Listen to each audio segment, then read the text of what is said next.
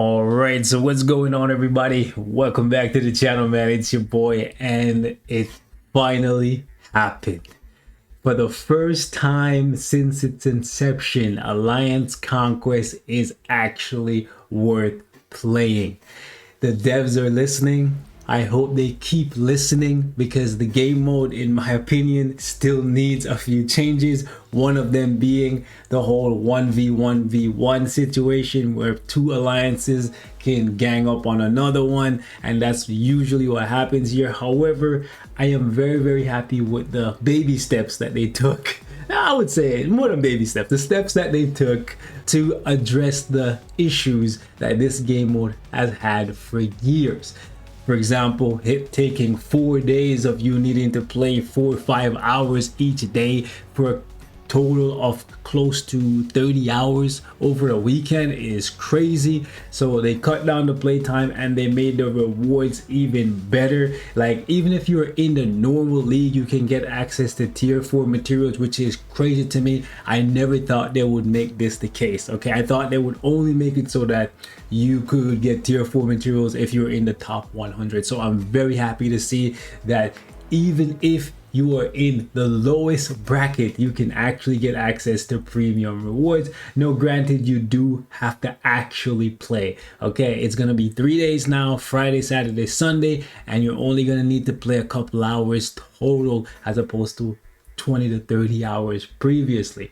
And the rewards are actually scaled based on how much you participate. So you need at minimum 25 attacks that you win, which in my opinion, if you're actively playing the game, shouldn't be too difficult, especially if you start playing day one, because that's when it's going to be the easiest time to get wins, because they put just regular tier 2 characters on the board, or at least that used to be the case. I'm looking forward to seeing what it's going to look like now that they've made some changes, and I'm even more impressed with the devs by the fact that they made it so that if you get into the top 100, the only rewards that can drop for you are rewards that you probably are going to be able to use. The only thing I would have taken out of here is the tier 2 mega advancement ticket. I think anyone in the top 100 or in a top 100 alliance, they probably have all the characters in the game already tier 2 or damn near close to it. So the mega tier 2 ticket, well, I guess you could use it on a character in the future, but still, I probably would have taken that out of here. And truthfully, everything else I think is damn near perfect. They could have included a couple of reforged CTPs, but it is what it is. The fact that they're getting access to all of the CTPs, Conquest included, Odin's Blessings, premium cards, all of the things to strengthen your roster so you can keep fighting and keep being in the top 100.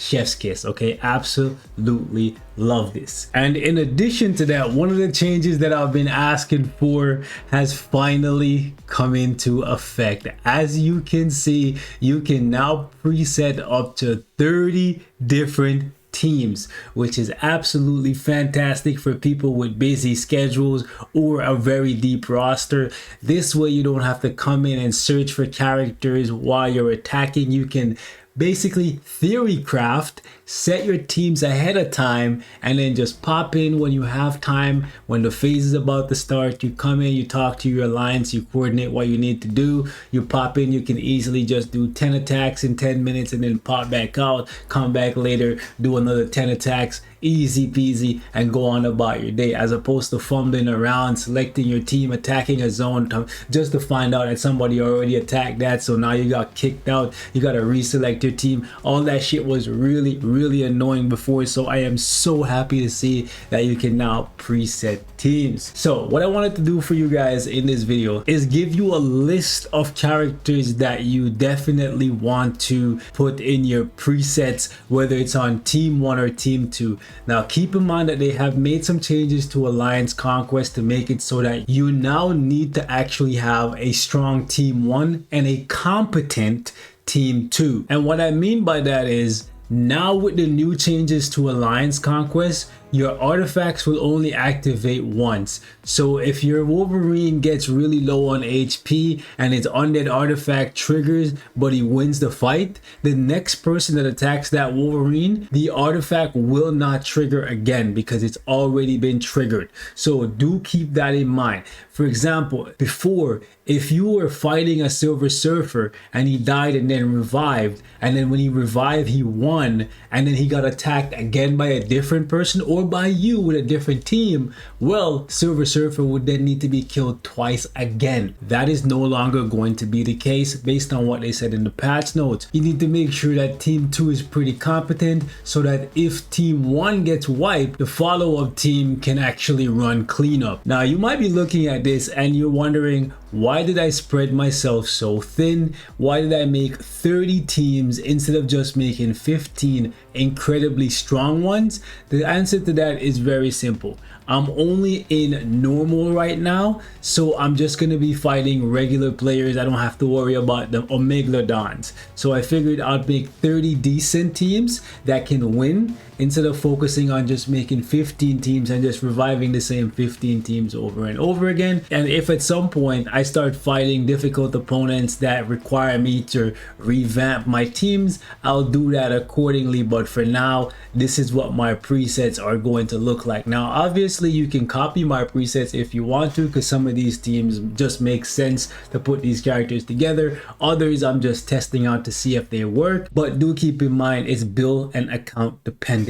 So just because a team works for me doesn't necessarily mean it'll work for you, because you might not have them built the same way that I have them built. You might not have the cards, the HP, the attack, the defenses, the dodge, etc. to get things off. But one thing remains fundamentally the same across the board. Debuff removal is essential, whether it's on Team 1 or Team 2, or ideally both. But as of right now, we only have about 32 characters that can offer team-wide debuff removal, and we have a couple others that can do it for themselves. So what I wanted to do with this video is actually bring those characters to the forefront, because a lot of them might just be sitting in your roster not being used simply because many of you guys never played Alliance Conquest before. However, when it comes to PvP, whether it's timeline battle, otherworld battle, Alliance Conquest, Alliance tournament, etc., one thing remains fundamentally the same. Debuff removal is essential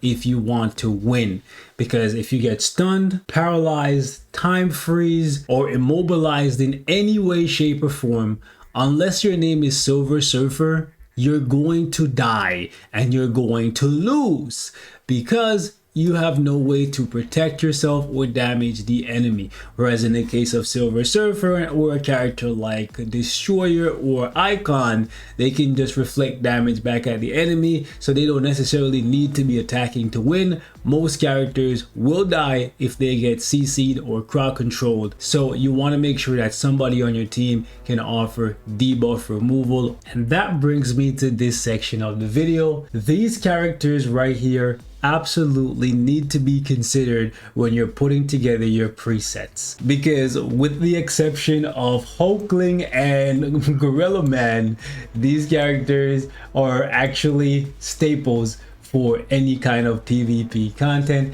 but more specifically team-based PvP content. So we're gonna throw them in their specific categories right here. So right here we have the GOAT. Okay, the best character in the game when it comes to cleansing, she is the Wasp. Okay, she's gonna give you the debuff removal for the longest. 20 seconds of people not being able to reduce your defenses, to inflict any kind of poison, shock, burn, bleed, anything to you, not able to stun you, paralyze you, time freeze you, none of that. Okay, she has the best. Everybody else just has the typical 12 seconds ish with a 20-second cooldown. Okay, so people like Black Swan, people like Angel, people like Madeline, Kang, Jean, Gore, Sentry. Now obviously these characters are incredibly powerful on their own, but we're not really talking about power level in this. We're really just talking about the utility that they offer outside of the damage, because I cannot stress it enough. If you're just getting stunned infinitely, you can't win any fights, bro. You're just going to lose. Okay, so for those of you guys who've never played Alliance Conquest before, get familiar with these faces. You're gonna see them quite a lot However, you do need to keep in mind that some of these characters offer a little bit more utility than others. Like for example, Mephisto will only give debuff removal to villains, same for Thanos. Whereas in the case of Thane, he's gonna give debuff removal to everyone regardless of what faction they're from. Then we have somebody like Blue Dragon, who only offers it to the Warriors of the Sky. Same goes for somebody like Cersei, who only offers it to the Eternals, and Spider-Woman that only offers it to the Spiders, Carnage that only offers it to the Symbiotes, Luke Cage that only offers it to the Defenders, and so on and so on and so forth. Right, she only offers it to the Universal characters, and Sister Grimm only offers it to magic-based allies like Doctor Strange. Now, initially, I was only going to put together a list of the characters that can give it to the whole team, but I figured maybe it's wise to include people who can just give it to themselves, because there's a few of them that you could literally just put together on a team and everybody would be immune, so it would be no different than if you had a leadership or a passive that gave everyone debuff removal. So people like Adam Warlock, he prioritizes his second skill often enough, so even if you don't give him a debuff removal leadership, he'll be fine. Not too many people use Baron Mordo, but this uniform actually gives him debuff removal on his uniform. Heimdall has it on his uniform as well. Black Widow has it on her uniform. Falcon has it on his tier 2. Null has it on his tier 2 passive, I believe. Man-Thing has it on one of his skills. Mr. Sinister has it on a passive. Nick Fury has it on his passive. Now, I'm not too sure how many people will use Nick Fury, but you never know. He could come in and pop his 5th skill, give everybody a 80% damage buff and damage immunity, and it might be enough for you to clutch out some W's. You never know. With the new changes to Alliance Conquest, anything is possible now. Obviously, Spider-Man has it. This one right here is actually a sleeper. Like, honestly, I wouldn't be surprised, since we're having a mutant update right now, if we see something for Sentinel as a part of like the mid-month or something. Like, listen, I'm waiting for his Bastion uniform, okay? Mantis has it on one of her skills. I think she gives it to the whole team. He has it on his skill as well. He only gives it to himself though. She gives it to herself. This applies to the full team regardless of what faction you're from. Black Bolt has it on one of his skills. Black Cat has it on one of her skills. She actually has a good amount of iframes and stuff, so I wouldn't be surprised if she actually gets some W's. I'm definitely going to try her out on some team. Basically, this week, since it's the first week, I'm going with the shotgun approach. Just going, spreading my roster far and wide, seeing how many people I can clap, and then I'll tighten it up and probably go for that 44 Magnum, you know, as we go up further and further. Hulk has it on one of his skills, give himself debuff removal, and then she gives it to specifically speed characters. She can go here because I think she gives it to everyone, and I'm actually missing one person. I think I'm missing Ironheart. No, it's not Ironheart. The other girl, what's her name? Rescue. And I think she can give it to the entire team regardless of what faction you're on, but I usually just put it with a machine team with Hulkbuster and Iron Man or War Machine. But yeah, I'm gonna wrap this thing up right here. These are characters that honestly, with the changes to Alliance Conquest, their value, obviously some of them already had insane value, like Sentry, Jean Grey, Gore, Silver Surfer, etc. But others were basically just sitting on the shelf doing absolutely nothing because Alliance Conquest was never really worth it. But now their value is gonna go through the roof. So if you have them sitting in your roster, slot them in a couple teams, get some W's, get some free, well, it's not free if you're working for it, but get some tier 4 materials so that these characters are not just sitting in your roster doing nothing. I know some of you guys thought I forgot about Invisible Woman. She was here the whole time. You just couldn't see her. Get it? I'm out, bro. Peace.